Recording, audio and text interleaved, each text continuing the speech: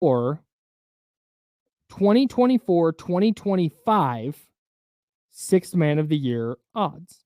Oh. Yes. Where are they at? I just had them. They went away. There it is. Okay. I'm going to do the top several here. Okay, here we go. At 16-1, all of these players are 16-1, which means your $100 bet on one of these players, if they win, wins you $1,600. We have Russell Westbrook, Norman Powell, Josh Hart, Jaime Jaquez, Dante DiVincenzo, Chris Paul, Buddy Hield, Bobby Portis, and Alex Caruso. Wow. Those guys are all 16-1. That's a lot of players I think are going to actually start. I am right there with you.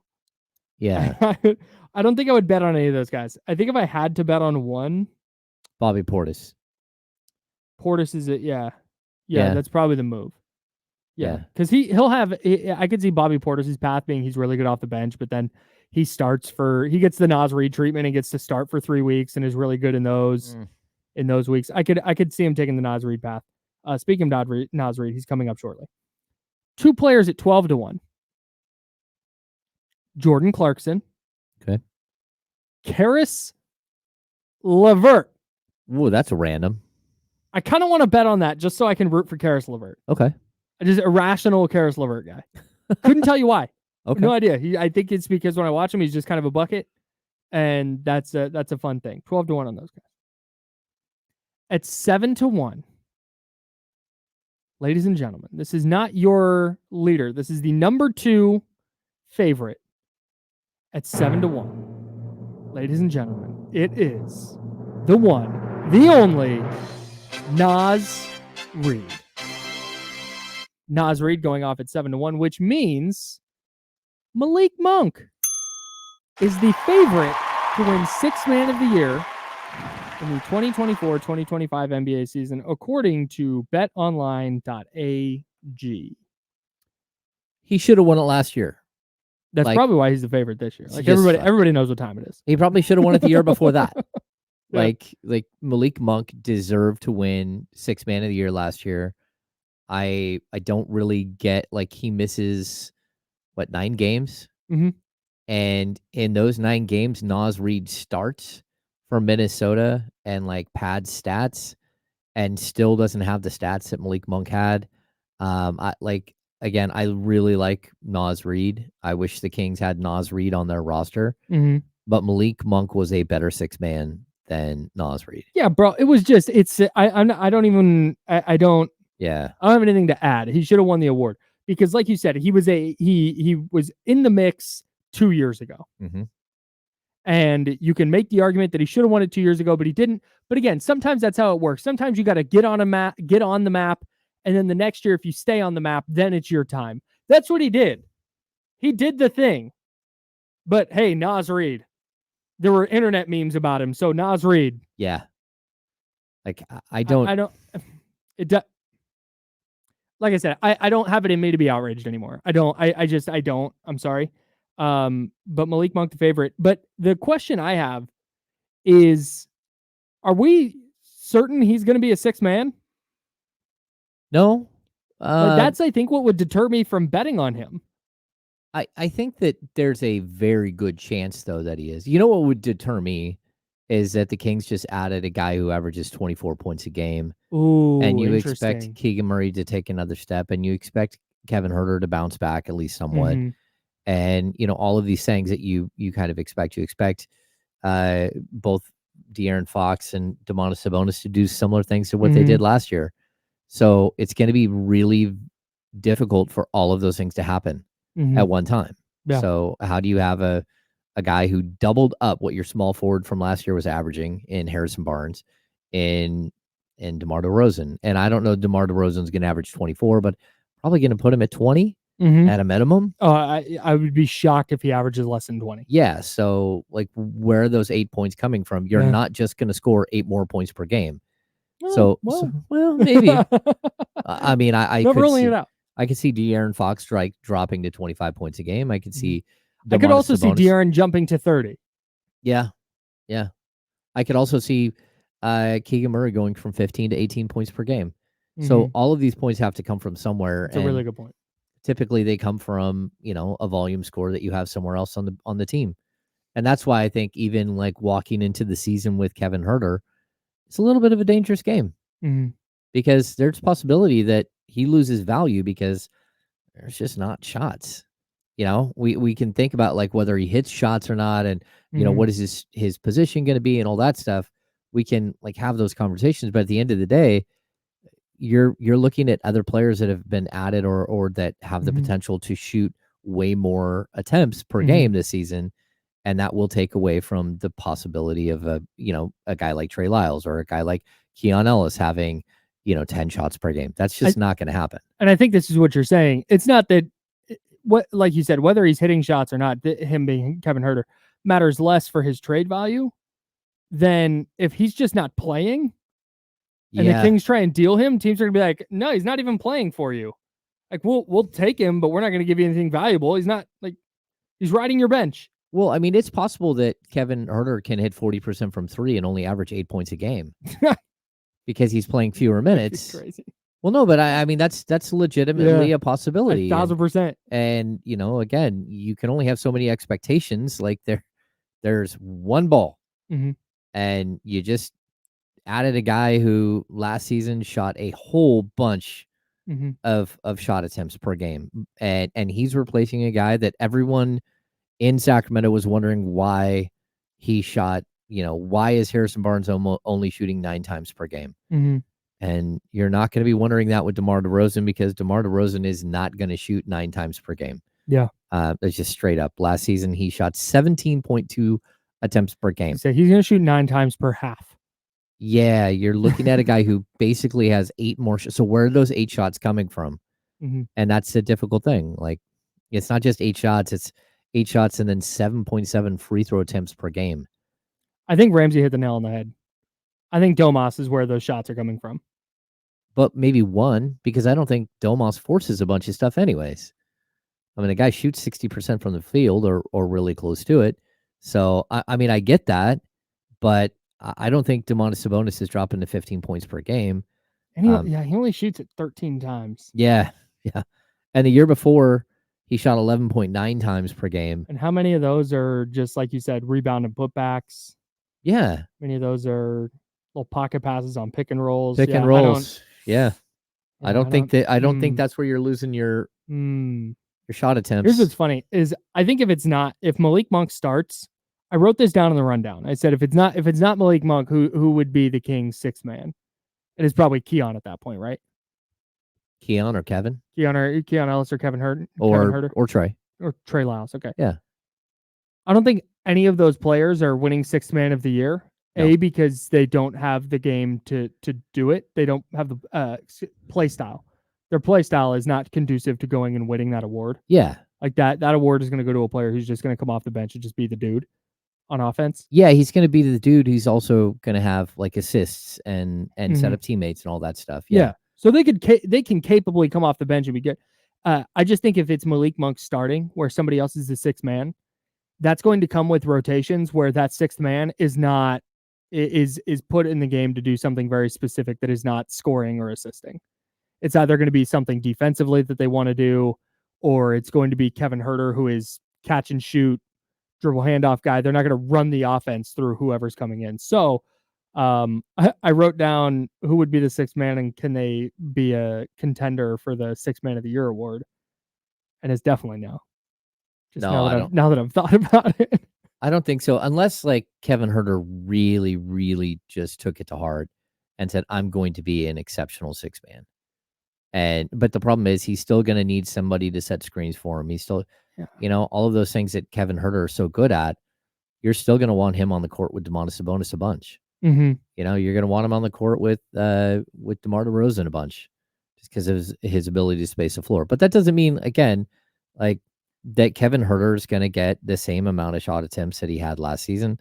That he's one of the guys that's probably going to lose shot attempts. Mm-hmm. He only And shot 9 times a game last year. yeah, he dropped from 11.5 to 8.8. Oof. Maybe that's how you get Kevin Huerter back. Maybe you start him. You do the opposite of what you did last year. Okay. Where last year, Mike Brown in the preseason went, hey, before this preseason game, Kev, you're going to sit. Chris Duarte is going to start, and we're going to see what happens. Kevin Huerter didn't take well to that. I wouldn't either. I totally get it. And I am of the belief that had an impact on how he played last season. Just got off on the wrong foot. Just kind of a weird year all around. Mm-hmm. Now you can reverse it. Now you can just go, hey, Kev, you're starting, man. You're the guy for us. Malik's going to come off the bench. You're going to go out there. You're going to get all these open shots because people are worried about DeMar DeRozan and they're worried about De'Aaron Fox, and they got to figure out Domantas Sabonis, and Keegan's going to be out there. You're going to hang out. You're going to get all these shots. Maybe that's what they got to do. Maybe that's how you get Kevin Huerter back. I guess. Like there's got to be a way, but that's also why we talk about like balancing everything. This isn't going to be easy to balance. So tough, dude. And so I don't know how it's going to work, but you need to see it functionally. You need to see it working. This falls in the good problem to have category. To be totally clear, I don't think anyone's crying for Mike Brown that he has to figure out how to play good players. Yeah. But it's definitely something that I think we're going to talk about all year. This whole 6-man and who's starting and who's not and what's the rotation look like. I think that's going to be a conversation throughout the season.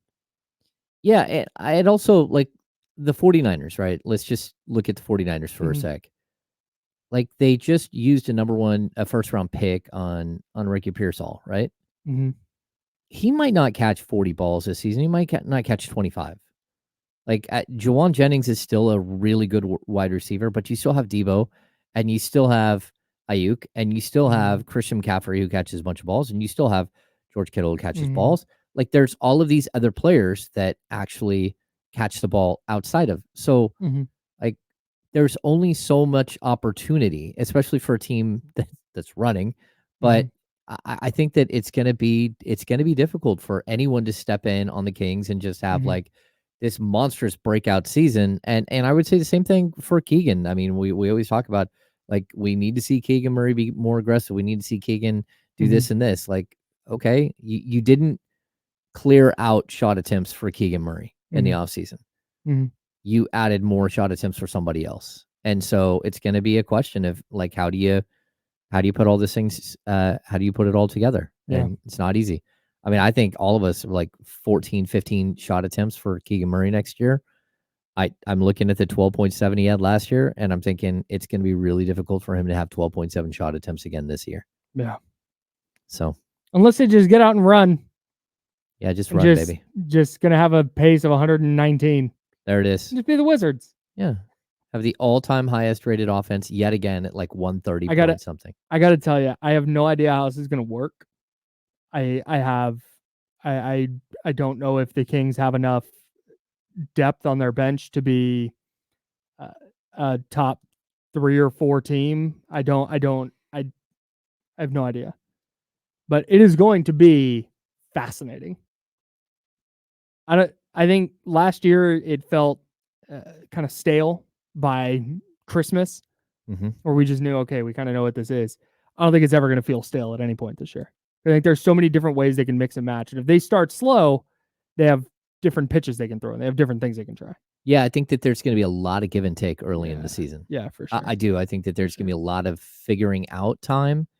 And again, Mike Brown has to figure out not just like 5-man rotation, not the 8-9-man rotation. He's got to figure out like 2 and 3-man rotations. What works together? How do you find the player that Malik Monk needs as a pick and roll partner? How do you find a player that works with DeMar DeRozan? Like there's all of these little combos you're going to have to be figuring out at all times. And it's going to be fun to watch. It's going to be a really, really interesting experiment. Yeah, no doubt. I want to get to the 49ers, but we were discussing this yesterday, and it's something that I don't want to forget about again. So we'll hit it now. We'll do Niners coming up in a bit. But we're talking about urgency a little bit with the Kings yesterday, and talking about trade deadlines, because the Major League Baseball trade deadline was a couple of days ago. The Giants mostly stood pat, made some more minor moves. Same thing with the A's, but it felt very different the way the two with the two front offices. With the Giants, it felt like not reading the room. With the A's, it felt like they did read the room and went, "Hey, we're kind of riding a wave here. We're just going to keep this core group together and see what happens." Whereas the Giants did not try and make that leap. And we talked about the Kings and how their last two trade deadlines felt kind of the same. Do you feel like this offseason, because now urgency is what comes into play? Mm-hmm. As we talked about after the Kings play and loss this year, it's like, okay, well, now the urgency ramps up because now this group, and again, we talked about this with the chatty house amongst ourselves, people listening on ESPN 1320. Thanks everybody listening on the radio. The issue with the Kings through last year was, hey, they gotta do something different now. Like we've seen, they've maxed out whatever this group is. Yep. And now there needs to be, and there has to be more urgency to it. This whole, gonna wait and see, got to wait for the. It's all right, I get the patience, but also you got to pull the trigger at some point. Do you think they struck the right chord with of urgency this offseason? I think so. I mean, when you add a DeMar DeRozan, it turns up the volume because definitely you only have DeMar under contract like fully for 2 years. And you might keep him all 3 years here, but we're talking about 35, 36, and 37. And so you created your own window. Like there wasn't a window. I mean, the window on this team was like 8 years or 7 years, probably. Maybe it's 5.5 years, right? When you're looking at Domantas Sabonis's age, when you're looking at he's 27, Fox at 26, Keegan's 23, 24. You have this window, right? You just took that window and you closed it down a bunch where you added an ingredient that is really high end and really cool, but it's also on a time limit, right? He is getting older as a player. So I think the urgency should be there that, like, if you feel comfortable with the team that you have right now, did you do enough is going to be the question. And that's where I would say I still think that there's a possibility of another move. And I've changed my mind on like what that other move might need to be. Because we just went through like all of these players that the Kings could potentially, like all of the shots, right? Who's going to get what shots? And that's where I kind of feel like you can probably look at a different type of player than you needed to before when you added a player like DeMar DeRozan. Okay. So I could see, like, I would value maybe Cam Johnson more today than I did before, as just like an elite 3-point shooting wing that doesn't require a lot of shots. Like he averaged 10 shot attempts per game last year with Brooklyn. Like he'd be lucky to get that in Sacramento. Like maybe. Not on a night out basis. Well, yeah, but I mean, if he's a starting forward alongside Keegan Murray and you move DeMar DeRozan to the backcourt, then maybe there's a possibility for that, right? For a possibility that he's just as a catch and shoot guy and maybe gets out in transition here and there, maybe gets a rebound and a put back here and there. But he's going to be the fifth option on offense. Where I still, like, if you were to go out and get Kyle Kuzma is going to want to be like a third, fourth option. Yeah, he's hoisting it. He's shooting it. Yeah, but now you're running into this problem of like, how many guys do you have that are that guy? And there is a possibility that you have too many of them. And so it does change. Even like what's his name? Dorian Finney-Smith.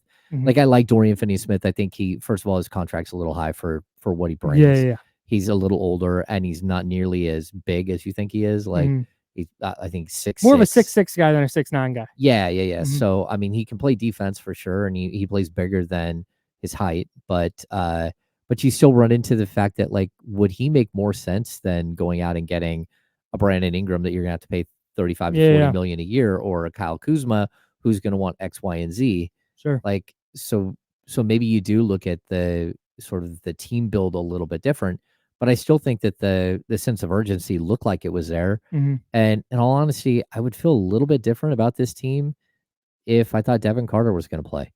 Interesting. Because Devin Carter is a guy who is going to play elite defense. He showed that. The transition to the pros is going to be a little rough, but catch and shoot player, guy who can do a little bit of everything.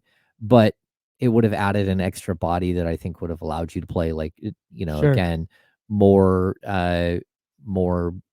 DeRozan at the 3, more Kevin Huerter at the 3. Mhm. Now you're kind of like, okay, I'm going to have to play those guys at the 2 a lot more than I expected. Yeah. So just kind of interesting, like the build. And I think that Devin Carter, like his absence is actually going to make a bit of a difference.